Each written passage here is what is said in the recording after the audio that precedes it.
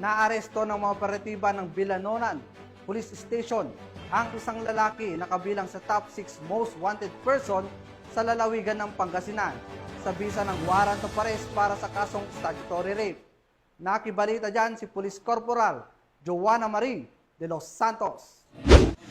Arestado ang isang lalaki na kabilang sa top 6 most wanted person sa lalawigan ng Pangasinan sa ikinasang manhunt operation ng Binalonan Police Station, katuwang ang iba't ibang unit ng Philippine National Police, dakong alas 12 ng tanghali nito lamang Miyerkules sa Barangay Poblacion, Binalonan, Pangasinan.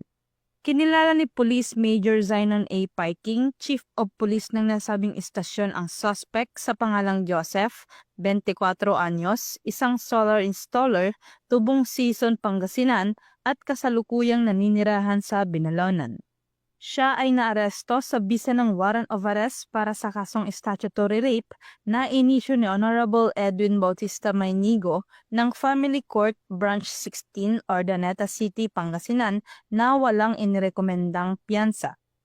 Ang suspect ay kabilang din sa listahan ng top 3 most wanted person sa munisipalidad ng bayan ng Binalonan. Agad naman siyang isinailalim sa physical at medical examination bago tuluyang dalhin sa kustudiya ng pulisya para sa tamang disposisyon. Ang matagumpay na operasyon na ito ay patunay ng dedikasyon ng kapulisan sa paghahatid ng hustisya at pagsasakatuparan ng mga batas. Sa ilalim ng kanilang masigasig na kampanya, titiyakin ng PNP na ang mga kriminal ay mapapanagot at ang kapayapaan sa bawat komunidad ay mapangangalagaan.